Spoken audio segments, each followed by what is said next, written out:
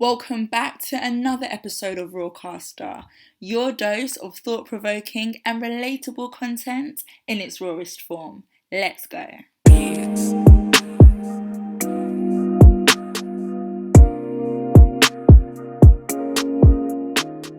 We have a very special guest here today who is also an avid listener of Rawcaster.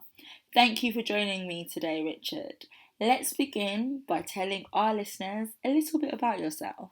My name is Richard Nsimbi. I was born and raised in Kampala, Uganda. I moved to the UK when I was about 8 years old, or when I just turned 9, around that time. And it took a while to adjust because before then I was obviously the lifestyle in Uganda was completely different. So it took a long time for me to adjust in terms of the language, in terms of the food, in terms of the weather. Everything was different. So yeah, it was very difficult to take on in terms of how can I say, in terms of adjusting to the culture and the people, because at that age you're going through a lot, and it was just before puberty as well. There was a lot of emotions. Yeah, it was just a lot to take on at that age anyway. Did you have any expectations prior to arriving in the UK, and were they met? It was completely different because when I was in Uganda, my idea of the UK was always like there must be heaven over there, do you know what I mean? In school, you pretty much you're it's like you're painted this picture, even in church, everywhere you go. So it's almost like over there is better kind of thing, watching TV shows, you see the lifestyle that they're living, and you think, wow, that's like a completely different world. Because when I was in Uganda, I was pretty much a village boy, pretty much, you know just raising cattle and looking after, like, animals and stuff. So when I came over here, it just it just shocked me because the weather conditions were crazy. The food, I found myself having to, like, I lost a lot of weight when I came here, in fact, because, like, things like those those sliced chicken, I don't know what they call them. Obviously, first time meeting my parents and stuff, and my younger brother, I find they're eating all this tuna and all this sandwiches and stuff. It's just like, yeah, it didn't go well with me. So I ended up losing a lot of weight because I couldn't eat. I found it difficult to find foods that I liked. So I was in and out of the GP all the time. Uh, yeah, even the school lifestyle was, oh man, that was crazy. I remember the first time they tried to, you know, how they go around the classroom saying, oh, could someone read this paragraph? As soon as it came to me, it's like, it's always a thing whereby you've got an accent. You don't realize your accent was so strong. It's like people are laughing at you almost, and that was never the case when I was in Uganda. Do you see what I mean? It was always the thing whereby everyone had an accent type of thing. So now I'm faced with a language barrier. I'm faced with a food uh, barrier sort of thing. I'm faced with the weather. Everything was just against me basically. I just ended up hating the whole thing, and I just wanted to go back. But of course, at that age, how do you explain that to your mom and dad and tell them, oh, I don't really like it here? These times they've spent so much money to bring you, do you know what I mean? To come all the way here. And you turn around and say, oh, I want to go back now. I just had to just deal with it basically in a way. I can imagine the disparities, but do you now feel as though you have adjusted and assimilated British culture? I feel like it just, I guess I've, like, for example, in the school days, you get bullied, like people make fun of your accent and stuff like that, and it takes a while to adapt to the language. You have to learn, I guess, in a way. For me, I just wanted to get rid of that African accent because I felt like it was like a burden over me, you know. It made me feel like an outcast kind of thing, you know. So as soon as I got rid of it, I guess it made it easier for me to socially to be involved in certain things. Um, like even things like the humor, you know, like British humor. I found it weird because certain things that they find funny, I found very rude. Like, and they took me too serious. I don't know, maybe I'm still like that, but it's taken a long time for me to adjust, you know, because in the back of my mind I'm still having to sort of take a step back and think, well, hold on a second, that's taking, you know, that's overstepping the mark a little bit, you know. Even up to now, like I'm in my 20s, and it's still I'm still faced. There's still a few times where I have to question myself. So I don't think a lot has changed. It's just that now I speak better English. That's all it is.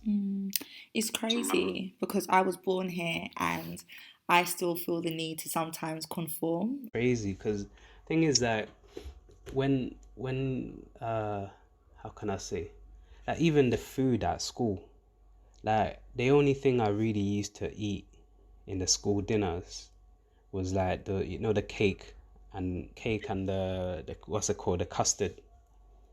Everything else was just like, wow, what is this, man? It doesn't even taste like chicken. It doesn't even taste like beef. How are these kids even eating this? So I'll just go hungry for the whole day kind of thing, you know? I just bring in a pack of chewing gum and just that's me for the day, you know? And it's like you're made to feel like an outsider even though you're living your truth, you know? Really don't like that food, but how do you tell people that you don't like it? Fake food that you guys are eating, you know? Because I've lived in, you know, Africa, and I could tell the difference. So when I came here, it's just like, do I have to pretend to enjoy this, or do I just, you know, it's a difficult one, you know, like especially at that age anyway. I guess over time I've just had to I've just had to learn to pretend to get along with it basically, you know. Now I'm realizing like, nah, I'm tired of this pretending, you know. I have to find a way to reconnect to my heritage. Most people I speak to, as soon as I open my mouth, they think, oh, you're South London.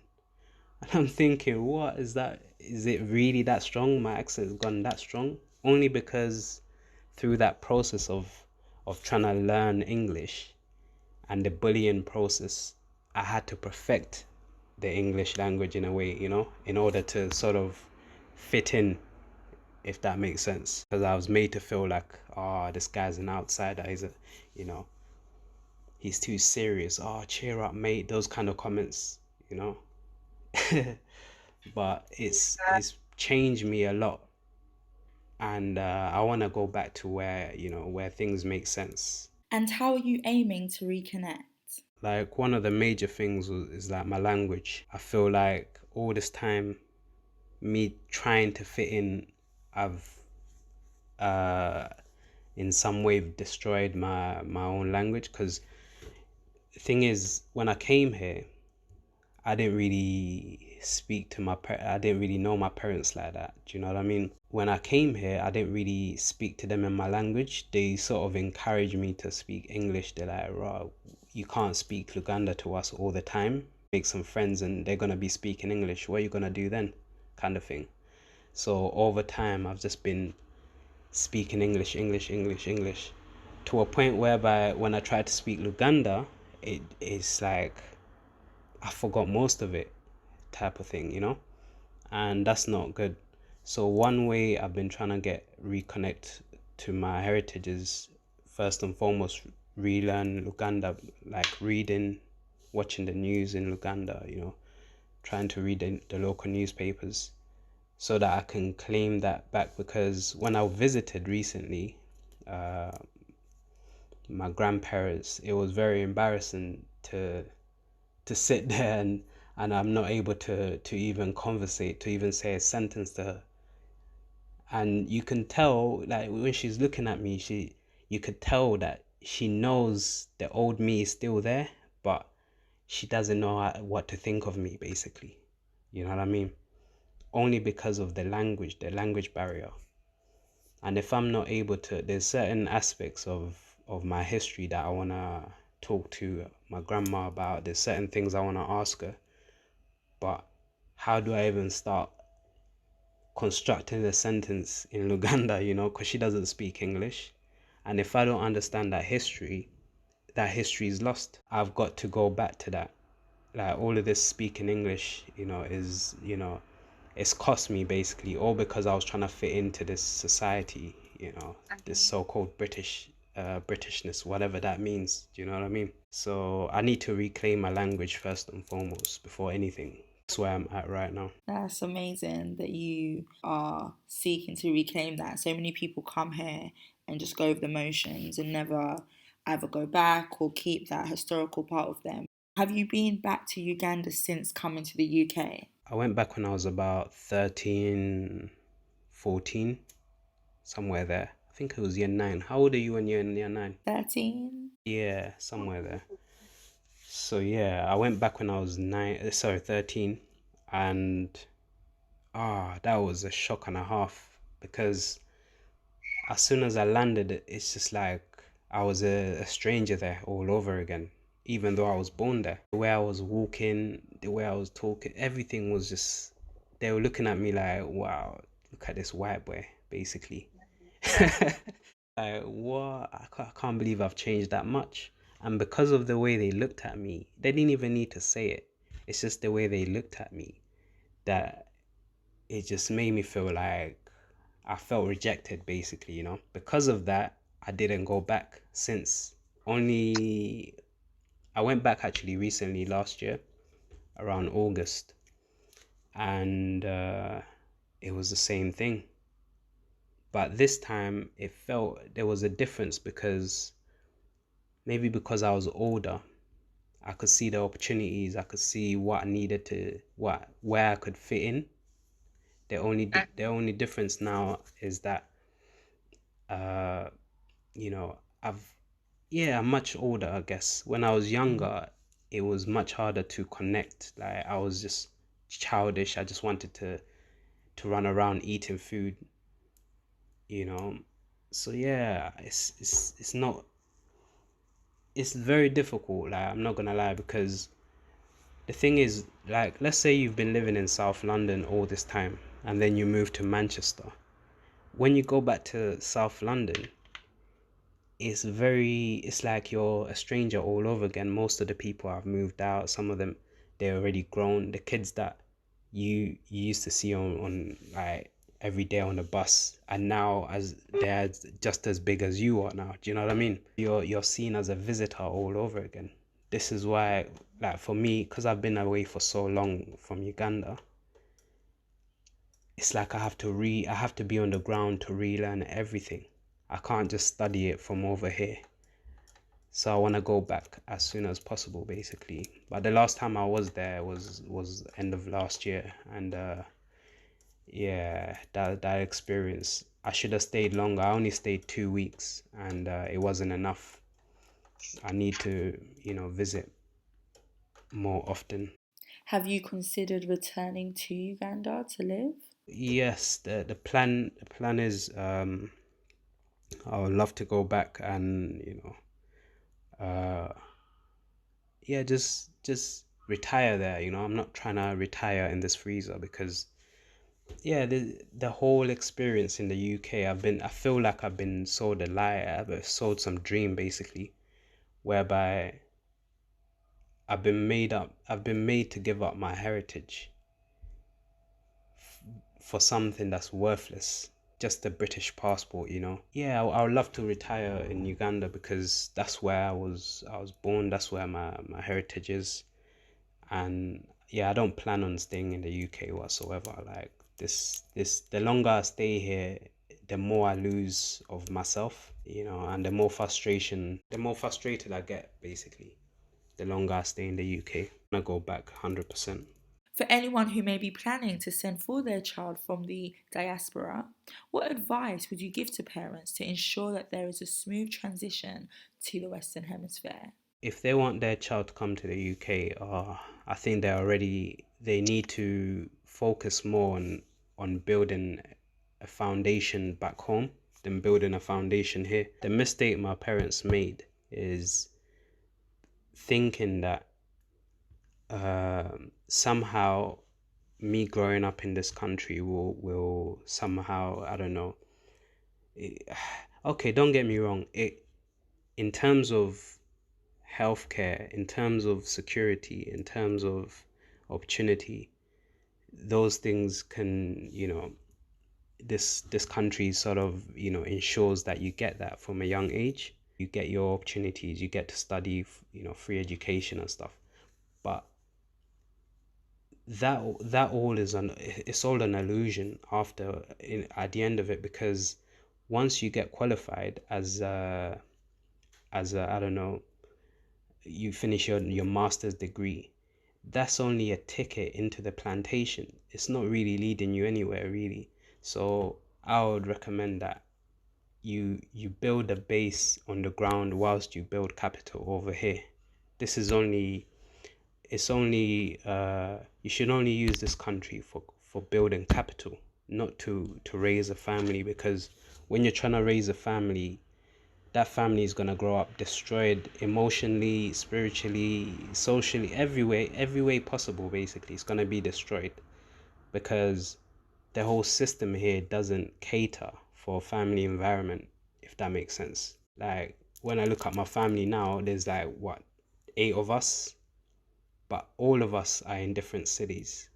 What's that about? Whereas in Uganda, you grow up with your community, but you know your neighbors. Whereas here, like I'm living in a block of apartments, but my next door neighbor, probably see her once a week. See each other, it's just a quick hi, bye, you're right. That's it. That's not good. So I wouldn't recommend any parent to bring their child here.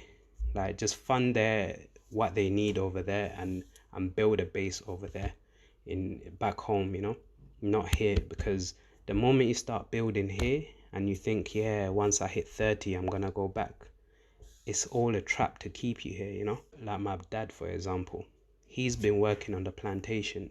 I mean, Well, it is a plantation. You're right. You're right. Call it what it is.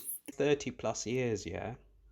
And he's still waiting on the pension. What kind of He still doesn't own a house, doesn't own no land, doesn't own nothing. So it's all an illusion to make you. And this whole pension thing is just, that's the way I see it is it's like another incentive to keep you on the plantation, basically. You're no longer able to work, and then they'll just throw you in an old people's home, you frozen yogurts and tablets every morning. That's it, and they forget about you. Mm. I think in Western countries, the ideology of individualism governs the majority, which has its place and can aid in, let's say, financial mobility. However, when individuals reach a certain age or stage in their life, it's then the norm to place them in confinement elsewhere in order to not disrupt that doctrine. Whereas back home, collectivism is upheld. Selfless cohesiveness is typical. If I have something that my neighbour doesn't have, which 9 times out of 10 is a cousin, an aunt, or a family member, I'm going to give it to them. But bringing it back to over here, the government inhabits the role of the community, providing incentives now and again, giving the illusion that we got you. You are safeguarded financially, physically, etc. When in reality, you have given the majority of your life something that you can never get back, which is why you are correct when you use the word plantation. They just literally suck the life force out of you. You turn into this so-called British person. What's your culture? Nothing. What's your language? All right, you speak English. Okay, so what? That's only an entry to the plantation. The better English you speak. Can you imagine? Yeah, right now, at my age, not a lot of people. I don't even want to say it like I'm bragging. But the only way I'm on 30 plus 30K is because I was able to convince these employers because of my good English, I guess. I'm not really qualified like that in terms of my qualifications. I got D's and E's, but because I was able to articulate myself in the interview, they thought like, yeah, this is the guy we need. He's here to stay, basically. But other than that, it's just like, man, I'm gonna be breaking my back till I'm 60. I don't really want to. I wouldn't recommend anyone to bring their kid here because it will corrupt their mind. It will turn them into something that they're not. It will make them lose their heritage. So I'm just speaking from experience because when I came here, I had my language, I had my culture, I had everything, you know. But now I'm this so-called British guy out here. Yeah, I wouldn't recommend anyone to do it to bring their kids here. I completely understand. You essentially lose yourself for something that you've come to realise is a facade.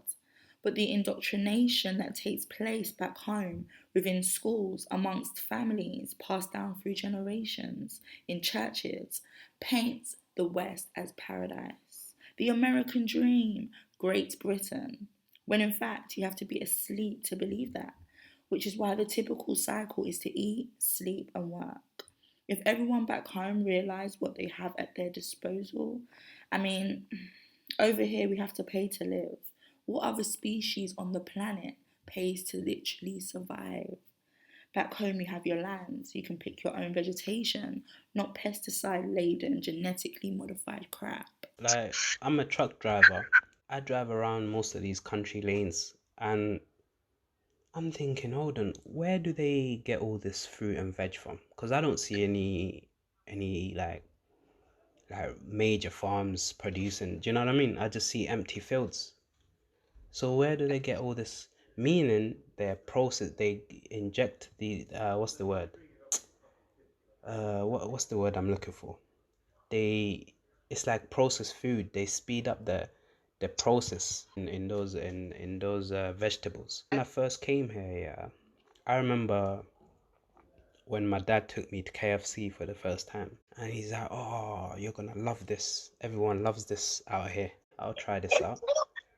As soon as I bit into that chicken, yeah, I thought to myself, "Oh my gosh, this is like I'm eating pigeons or something, man." All I can taste is just some spice and some necks. It doesn't even taste like it's real chicken. Many things in this country is unnatural, but that's another episode in itself.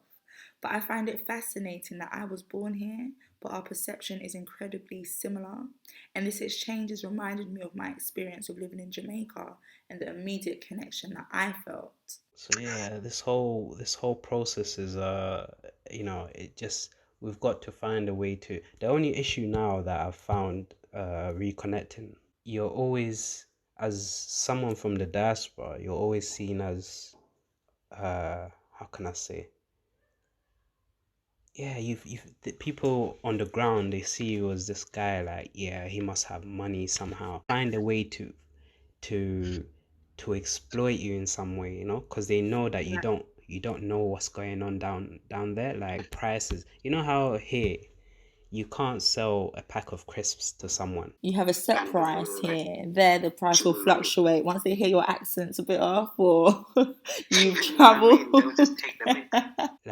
And I realized it's not their fault because you can imagine they're living in a system where opportunities are limited because they don't have the capital, puts them in a position whereby they become very, very desperate. And through that desperation, it corrupts their heart. They don't want to do evil, they don't want to lie to you, but I need this. I need this. I've got 3 kids. I've got if I don't take this 100,000 shillings or whatever off him, like, oh mate, it's just we've have to this is why for us as people in the diaspora, we have to find a way to be on the ground and study the country, not just to party every day, because there's this thing in Uganda where it's party after party.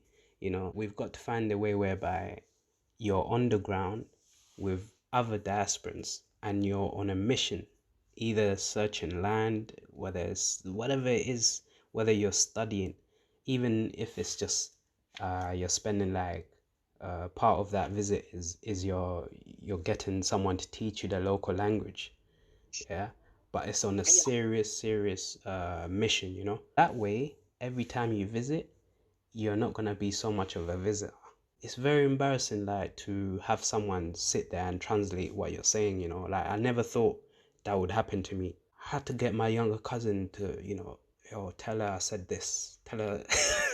We have to be on the ground. Over here, it's like, man, there's no way to get that real sense of what's happening over there, you know. I just feel like my whole journey, I feel like these last, since I was about maybe, yeah, 15 up to now, I just feel like, wow, I've just been lost. I've just been trying to create this sort of identity. First I was a roadman, then I became this music guy, then I became the, it's like you try so many different things and fit into this so-called westernized capitalistic sort of setting, yeah. Through that process, you completely lose yourself. Only now I've realized, oh my God, what have I been doing all this time? Mm. Was there a pivotal moment in your life that contributed to your awakening? I was I say 4 years ago when I just moved to Bristol. Actually, I was in Swansea. Yeah, when I moved, I was in Swansea. I thought, because before that, I was in South London, living with at my mum's house. And I thought I needed to get away from London. I went all the way to Swansea and I thought, why did I come to Swansea for? There's hardly any work here. The culture is completely different. It's just like, it's too quiet, basically.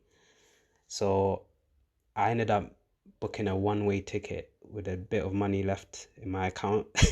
One-way ticket to Bristol. I ended up homeless. As soon as I came to Bristol, I was just walking around, trying to just, that moment, that phase of being, you know, nowhere to stay, yeah, no job, who should I call for help?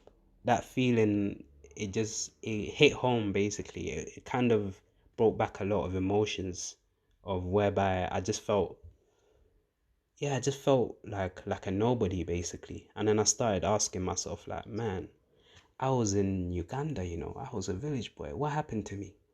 How did I end up all the way down here in Bristol, walking around with my suitcase, sleeping in a park and that?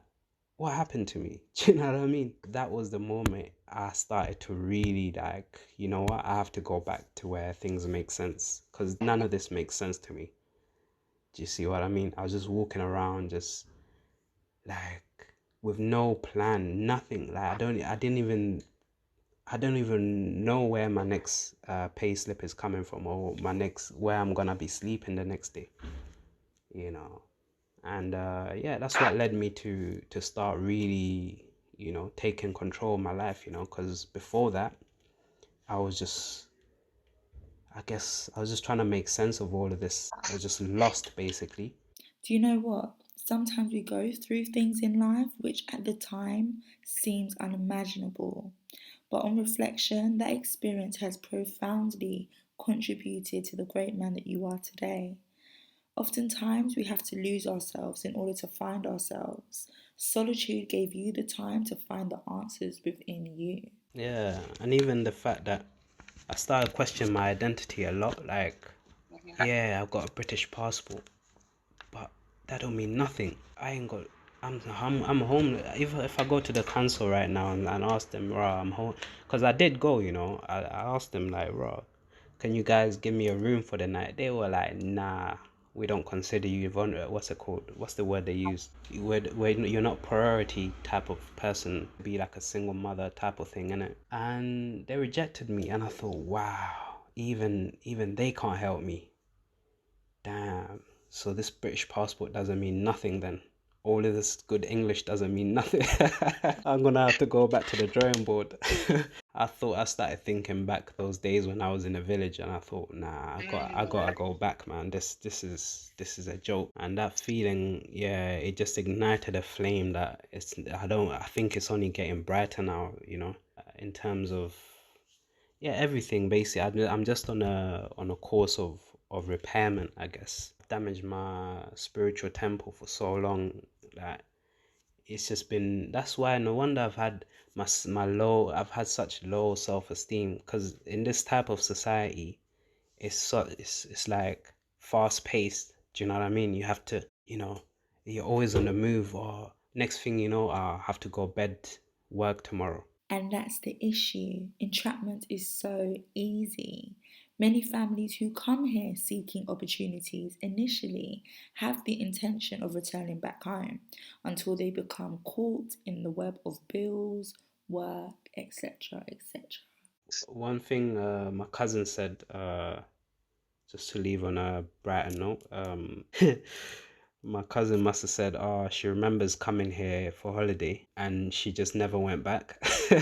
In here all this time thinking she's on holiday, like, and she's older than me, so it shows you how easily you can get trapped out here. Yeah, I just urge everyone to start doing a self-evaluation, like a SWOT analysis. Do you know what I mean? And start that improvement process, because without that, doing individual SWOT analysis, it's very hard to identify your personal faults for even addressing the exterior. That's what I've had to be to I have that's what I've had to do anyway to start this process. But yeah, I appreciate you having me on. I appreciate you for being here. 100%. I'm sure we'll speak again though. Definitely, and in my humble opinion, you are surely on the right path. I admire how you have used your experience to your advantage as many crumble under the overwhelming pressure. I wish you all the best in your future endeavours and thank you so much for sharing your story. You all know the drill by now. Like, share, subscribe, and follow us at Rawcaster on Instagram. Peace.